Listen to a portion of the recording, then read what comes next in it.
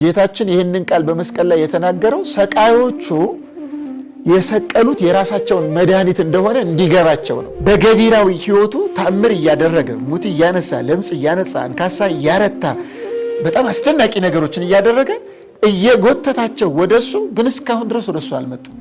አይሁድ ክርስቶስ ያደረገውን አስደናቂ ነገር አይተው ወደሱ መማረክ ሲገባቸው በርባን ይፈታ እስከ ማለት ድረስ ደርሰዋል። ስለዚህ ተጠማው ይላል። ፍቅርን ተጠማው፣ ንጽህናን ተጠማው፣ እምነትን ተጠማው፣ የሚያምንብኝን አጣው። እመቤታችን ቅድስት ድንግል ማርያም ከኢየሱስ ክርስቶስ በቀር ሌላ ልጅ የላትም። በስጋ የወለደችው አንድ ልጇ ክርስቶስ ነው።